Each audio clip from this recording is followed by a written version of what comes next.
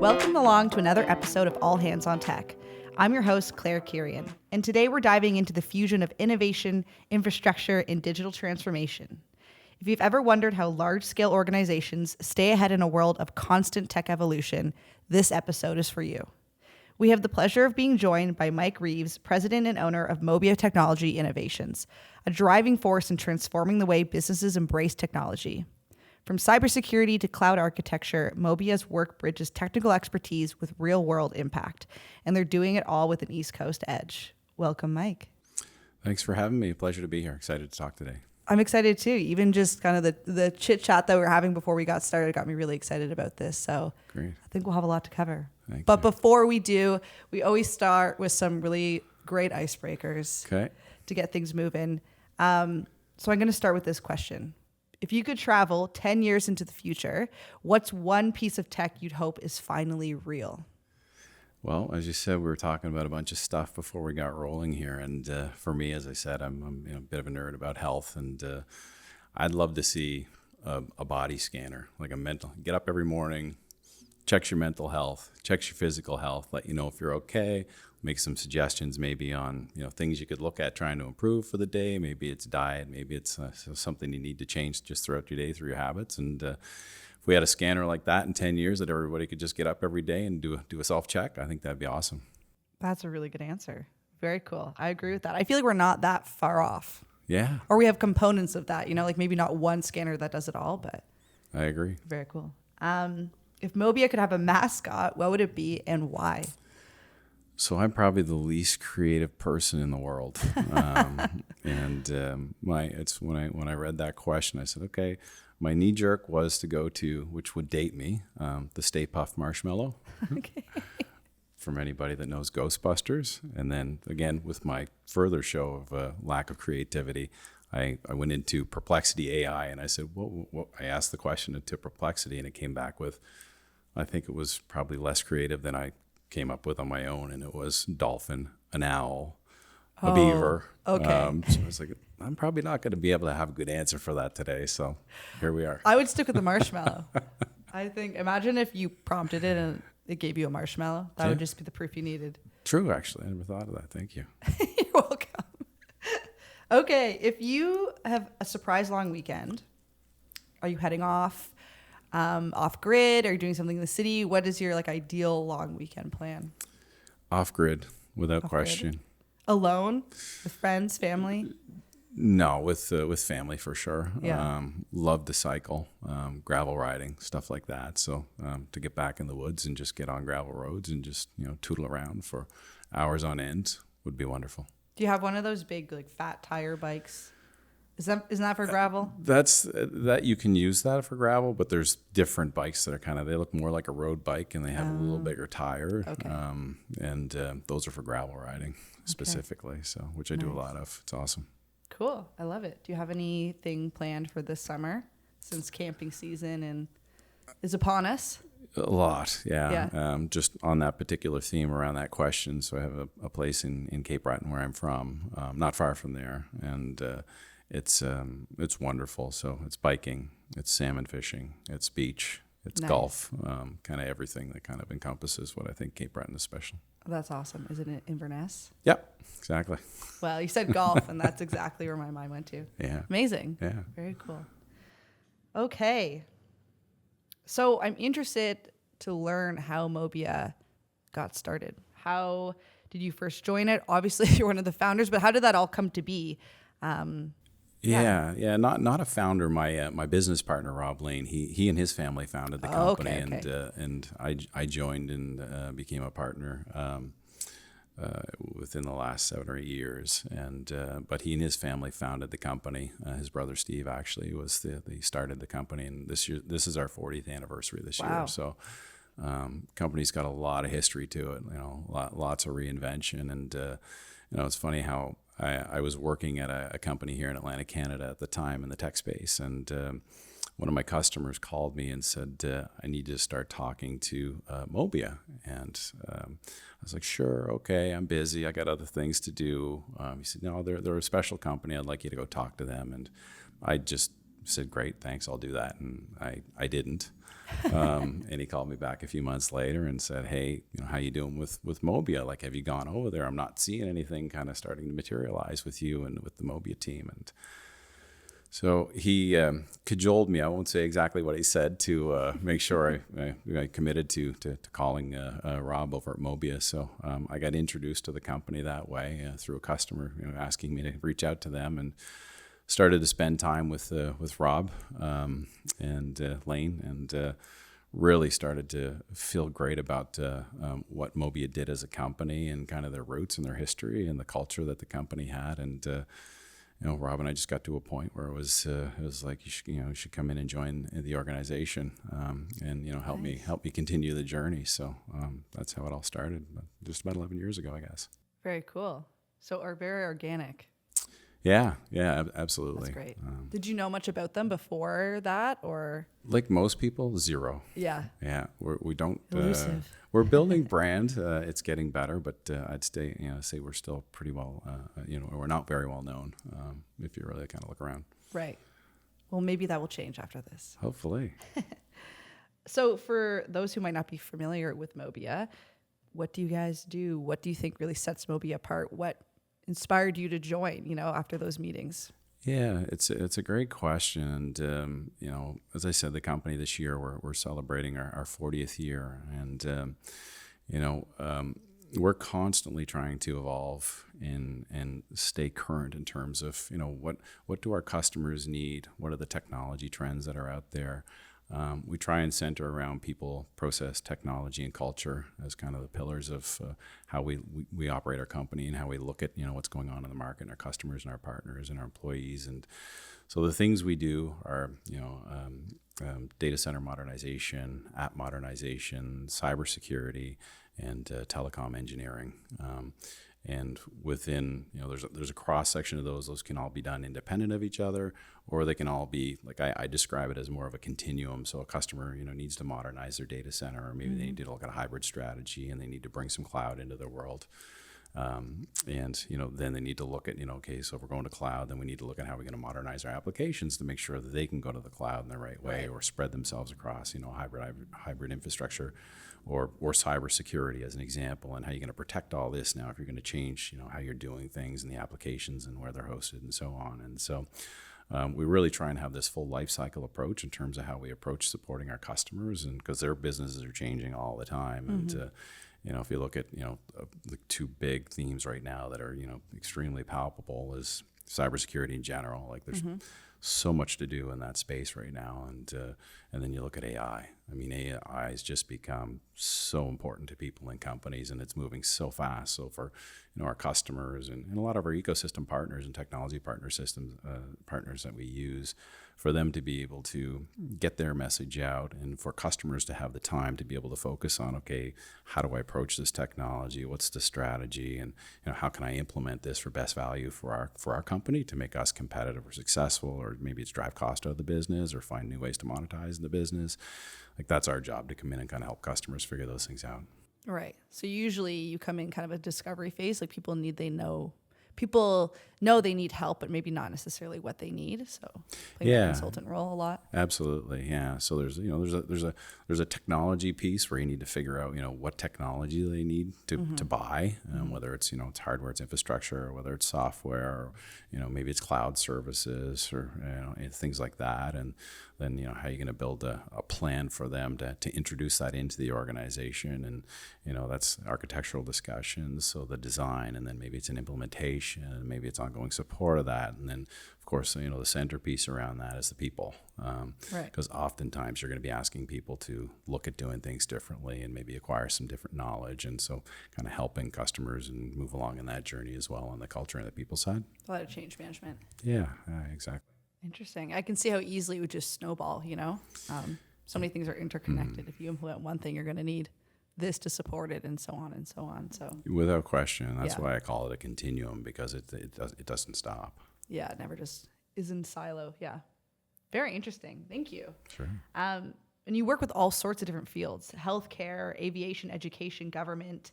With so many different services under your umbrella, how do you maintain kind of a consistent brand identity or have people really understand what you do?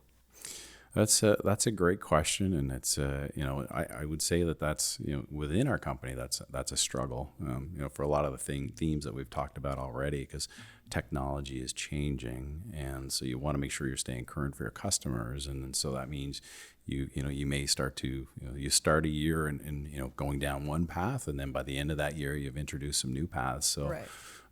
There's a lot of, what do our customers need? What are our customers' needs? What are the technologies and our technology partners doing that support the customer needs? And then, where are we with our people and their skill sets, and to be able to kind of, directionally understand, how can we support, what we do and how we do it, and make sure we build some really good communication and some messaging around that. And I think that with the growth that we've gone through, I think when I started, we were 120 people. And as you said, we're 500-ish today. Having a really solid communication plan in terms of, who we are as a company, where we're going, what we're doing, how everybody in the company fits into that strategy and that plan is super important, because if you have gaps in any one of those areas, and I would say we're far from perfect at it at times, it can really kind of get in the way and hinder or slow things down. And then you kind of, you have to go back and kind of recalibrate and see where you went off, and try and fix that and get back on path and make sure everyone's moving in the right direction.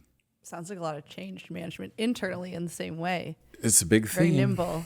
Very big thing. So do you find often that when you offer a new service or, identify a new gap where you need to offer a new service, how do you staff for that? Do you have to hire people who's already specialized in that? Do you do a lot of kind of upskilling within your organization, retraining, so you can offer those services? Or I'm just thinking from a people perspective, that would be hard to maintain so much constant change. It is. It's and that's a really good question. And we work with a company here, Work Insights, Mike Devaney, and he has a wonderful platform and methodology that he's created, and we get him to come in every year, and he runs a diagnostic across the company, and it's all focused on people and culture. Nice. With that exercise, I won't get into the details of it because it's pretty rich in terms of, what it provides us for value, but it really lets us know kind of where our people are in terms of psychological safety, mental health, understanding of the business direction and our strategy. Do they feel comfortable with that strategy? Do they understand the strategy? Do they see where they fit in the strategy? Do they understand, how their work, fits into the ecosystem of the things that they do to provide value across the organization and ultimately out into the customer? So we're able to measure all those things and a lot more to be able to understand kind of what's the current state of our organization and our people, and are they ready for change? And can we ask them to, take on new tasks, learn new technology, evolve or grow? Or is there just too much stress in the system now and there's things we need to fix before we can go down that path? So we take this assessment every year and we overlay that on our strategic plan, and it really helps inform kind of how we address a lot of the things that you're touching on. Yeah, that's awesome. I feel like it's a very modern way to look at it, because your people are your business, right? So yes, you can have the best strategy in the world, but if people don't know what they're doing or don't feel connected to it, then it's not going anywhere. Yeah, I think that's awesome. Yeah, no, and it's it's a lot of trial and error when you go through the kind of growth that we have, because we didn't do that for the first few years, and I would say I don't know how we get through a year now without, or how we would get through a year now if we didn't go through that diagnostic and kind of exercise on the front end to help us plan. Awesome. Yeah. Very interesting. And we've done a lot of work with Mike Devaney as well. Okay. Yeah. Great. So very familiar. Wonderful. Yeah. Well, the next question is all about people first approach, which is really a perfect segue. So can you talk about what this means when you're helping a company adapt and grow, when you're taking a people first approach? Like, what does that mean to you? Yeah, that's a pretty big question. A lot in there, and we just talked about some of it, but it really, at the end of the day, does come down to how you communicate with people.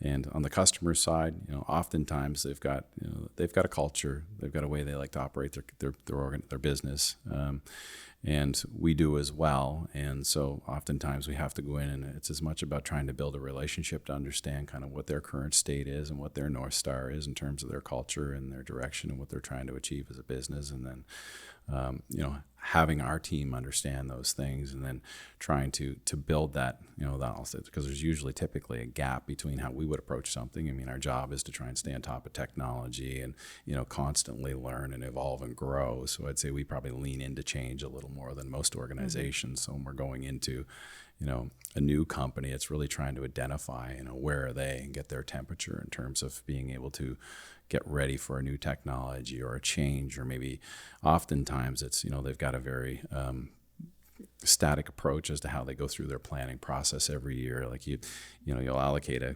capital program or budget every year to spend so much to support business initiatives leveraging technology, and oftentimes there's an opportunity to kind of reinvent how you look at things and consider doing things differently. And that's where the people piece really comes into play, because you gotta take some time to figure out where they are, and understand that, and then say, okay, is this an opportunity this year, instead of just doing the program and the plan as you have it set up today, in terms of you want to replace some infrastructure, or you want to change a process, or you want to do something different.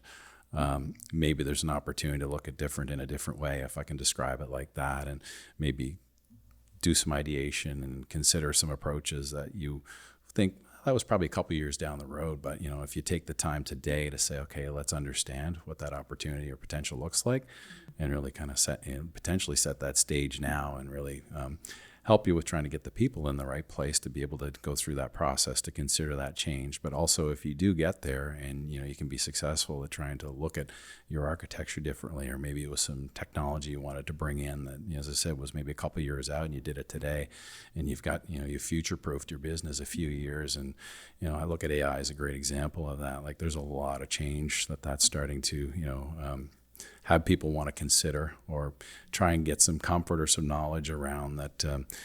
If you can plan to put some change in place today around infrastructure and tools, and maybe the way you do things, you can set the stage to give yourself more agility, and probably offer the business some opportunities sooner that they probably were pushing 3 or 4 years out to be able to take advantage of it today. And I think so if you can get people to start to think that way, and really try to look at change from that perspective, and having people understand there's opportunities to do things, and maybe consider doing them in a different way today, rather than kind of kicking the can down the road for a couple of years. That's really important if you can get there with folks. Yeah, that's super fair. And I think I want to talk about maybe some of the barriers to people feeling comfortable changing. And I think a lot of people are, you mentioned, kind of weary or unsure about some of the changes in AI and kind of all the stuff that's happening in cybersecurity right now. So cybersecurity is obviously a big service that you offer. So can you tell me a little bit more about kind of the gaps that you're seeing and the conversations you're having most often around cybersecurity with some of your clients? Yeah, it's, as I say, it's everywhere. I mean, you just see it in the media every day. It's for us, I would say the single biggest discussion we seem to have with folks is around having them understand where they are in their current posture. Because a lot of companies have spent a lot of money on cybersecurity tools and trying to implement the technology, and feeling like they've checked the box to be able to say, okay, we've got this technology and now it's doing these 2 or 3 things for us, so our posture is better now.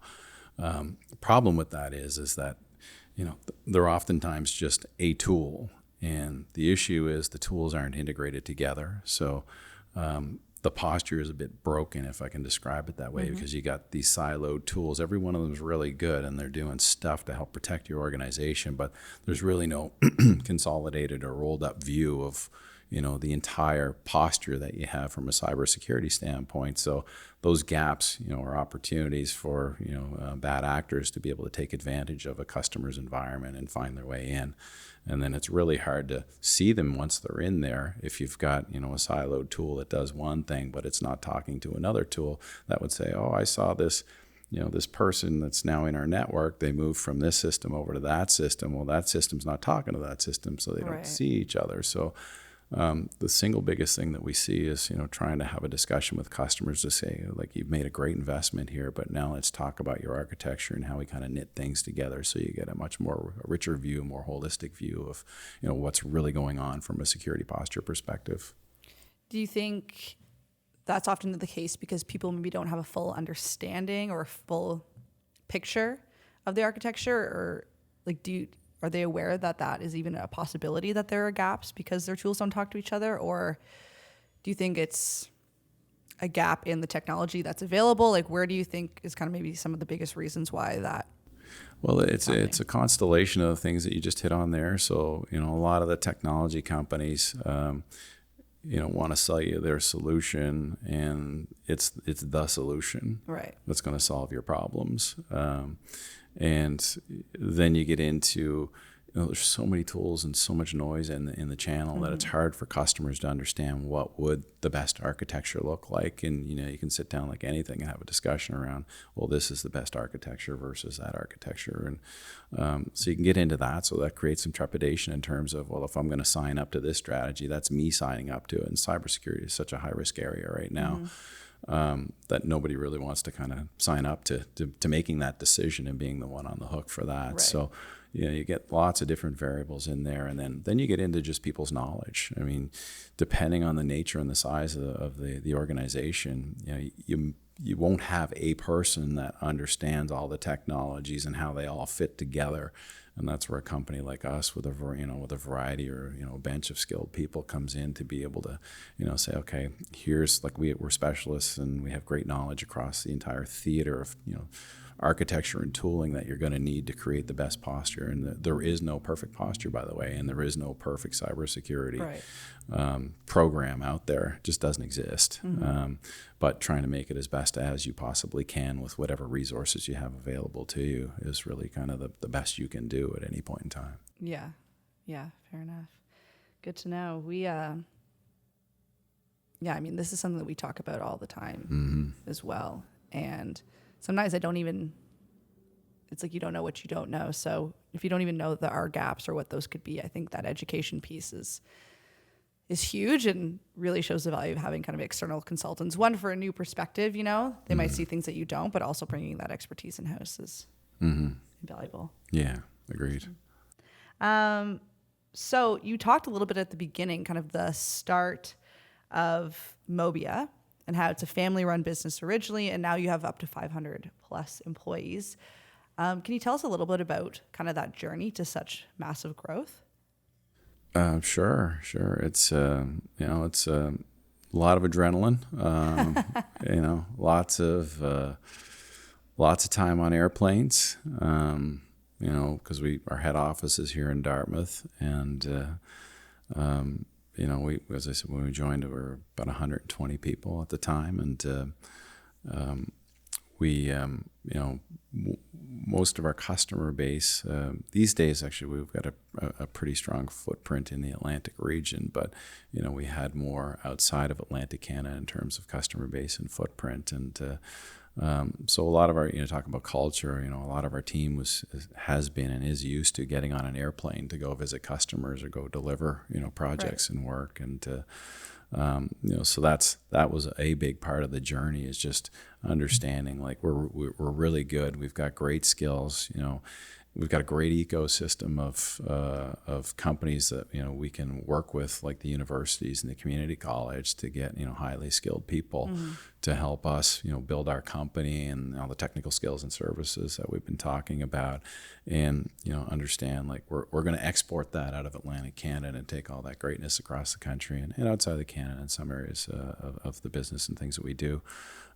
So that's been a big focus for us, is everybody understanding, like, we're a national company. We've got offices across Canada. We've got employees pretty much everywhere across the country. And so it's, how do you get out and continue to build in the brand, go out and acquire customers, as I said before, kind of stay on top of what technologies our customers needs and what our customers needs are. And, having everybody be excited about wanting to, develop that knowledge and that ability and take it, across the country. And, as I say, kind of center that skill set out of here in the Atlantic region. And I'd say, we've done a pretty good job of being able to, maintain the integrity of our culture and who we are as a company while we go out and hire new people. And you bring on 100, 150 people at a time. When you rehire 270 people in a year, that's a lot of change to bring into the company, and trying to maintain the integrity of the culture and who we are, with our Atlantic Canadian roots, and particularly to Rob and his family and the culture that they've established in the company, it's a very family-oriented company still today. And the work we do with Mike Devaney also helps us kind of make sure that we, keep that in core. There's some principles to culture that we have. And then the other thing that's super important is you also have to be willing to adopt new change to your culture and new elements to culture and change in the organization. So it's kind of, how do you balance all those realities and continue to scale and grow the business? And so kind of being focused on all those things while we kind of look out and grow the company and continue to evolve and, move across Canada, get into, as you mentioned, a bunch of the different industries that we deal with, whether it's telecom or healthcare or retail or, financial services, banking. All those have different elements of ways they like to do things and the way they like to interact with, partners like us, to support them, and the technology approach that we use, and, the culture around all that we have to have in our company to understand the differences or the nuances in each one of the cultures of their industries that they work in. So just trying to kind of manage that whole ecosystem is, it's a lot of work. I wouldn't say it's easy. And it wouldn't, you have to make mistakes to grow. I've grown a lot. So was that level of growth in the company intentional in the way that you wanted to hit 500 people, or was it more so organic in the way that you got new clients and you needed, the people to support them, or things really kicked off in cybersecurity and you were known for that, or was it very, I guess the question is, how did you get to this level of people, this level of growth? It was, I wouldn't say it was intentional. I think it's happened naturally and on its own. Rob and I have always had this mantra in the company that the company is a platform, and we want to bring great people in and provide them an infrastructure to allow them to be able to take their vision, their goal, their dreams, and build something with that within our company. And we will invest a lot in that if it's the right initiative and right set of things we want to do, and the right person with the right passion. And we've done a lot of that, and I think that's been one of the core elements to our success. And I can look across the company and the country to many examples that just doing that. So it wasn't we want to hit this revenue target of this number of people. It was wow, there's some great ideas in here. There's some great people that want to, have a lot of energy and a lot of leadership that want to, take this to market. Cybersecurity is a great example. Cloud's a great example. A lot of automation work that we do. Great example. Work in healthcare and some specific applications we built, again, based on people and vision, and us just being there to support them and, help and nurture and put the right investments around them. That's awesome. I think that's the best type of growth, because you're just reacting to the needs and the gaps and leading into what you're really good at. So yeah, you can get into more of a me too when you do that, and not there are things we do that would be me too-ish. I'm not saying we don't do that, but that's kind of an offshoot of some of the things that we're doing rather than a direct strategy or focus. Yeah, awesome. So, kind of peeling it back and talking about maybe smaller organizations now, is there any advice, because I know a lot of the clients that you work with are larger organizations, is there any advice that you would give to smaller organizations when it comes to the need to innovate, and if they don't know where to start, what would be some advice you'd give to a smaller organization who's on their way up? Yeah, that's that's a great question, and it's one I think we could take some learnings from as well as a company.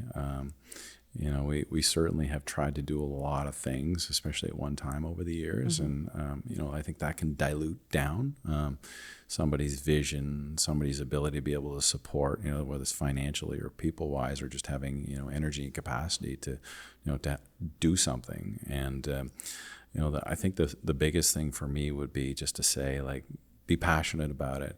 Be focused and be laser focused on something and get just super good at it. And then I think it's easier to kind of get people to rally around that. The more things you bring in, the more I think it makes it difficult from an investment standpoint, but it also potentially dilutes the people and the culture over time. So I really think if you just find a starting point and get really hyper focused and good at something, I think other things will start to materialize around that just makes sense and start to kind of help you evolve things. And having made, as I said, a lot of learning through mistakes, we've certainly taken a lot from that personally in terms of trying to, follow that mantra as well. Mm-hmm. I think that's great advice, because no one wants to be like a master of none, right? Mm-hmm. So if you're trying to do too much, I think that's a great strategy just kind of in business in general. When you're trying to do everything, but maybe not doing any of it super well, it's harder to build a brand, reputation, a solid client base, et cetera, around that. So I think that's awesome. Yeah. And I think AI is a good example of that right now, because AI is just becoming so pervasive and it can do so much. But there's lots of great companies that are doing one thing and they're doing it just, hyper extremely well. And that's really cool to see. So they're very focused and, just becoming specialists or experts in a particular thing around AI, which I think is fantastic. Yeah. Not everyone needs to do everything. Yeah. Yeah. Great. Thank you. So for Mobia, since you guys do everything, what's next? Is there anything big on the horizon that you want to talk about, or something that we should be looking out for, or the floor is yours? Yeah, well, thanks for that. As we're talking about it, AI for sure. We're very focused in a couple of AI initiatives around AI. I liken it to kind of three core pillars for AI. There's data science, data engineering, and platforms. So a lot of customers have invested in, they have data science on board, and there's lots of great data science folks around. But where they tend to get, don't get the traction and don't get the success. And there's a lot more to it than this. There's culture and people and all that stuff like we work with Mike Reeves on. But if you look at the data engineering piece, like data science folks often struggle with data quality and getting really good data to be able to, to do advanced analytics on. And then the other piece of the puzzle and the problem is platforming for that. So you don't know how to properly architect a scalable platform to be able to handle, demand. Like we were talking about before we started here, the ask of a lot of folks to stop saying thank you or please because it's consuming a lot of compute. That's just kind of being wasted. So it's being able to understand, like, how do you design a platform for optimal performance based on whatever the need may be at the time. And customers often struggle with how do you design that platform properly to be able to scale to support the business, and that's up or down.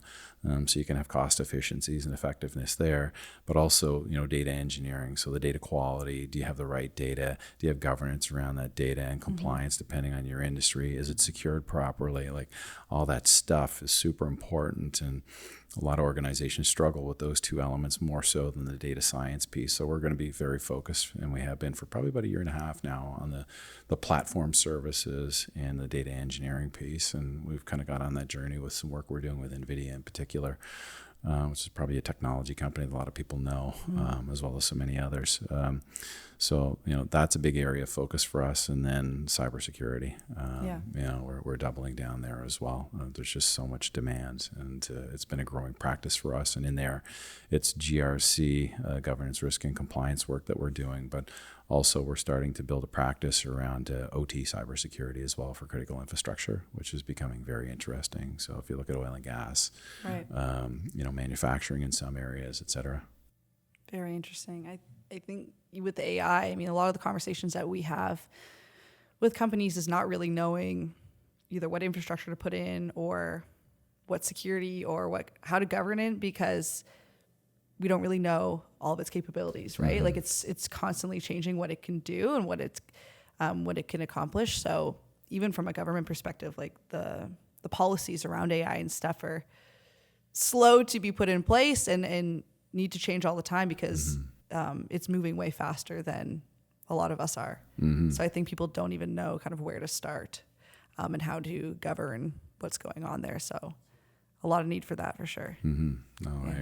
I agree. So that's, excited about those couple of initiatives in particular. And then there's our day-to-day as well that we do around, automation and cloud and things like that are just so pervasive and are going to continue to grow. Yeah. Lots of opportunity. Very cool. Yeah. Thank you. Well, I learned a ton. Oh, great. I appreciate you talking at a level that I could understand. That's probably all I got, so that's good. No one needs to know that, yeah. This is great. Is there any kind of last things you want to plug before we say farewell?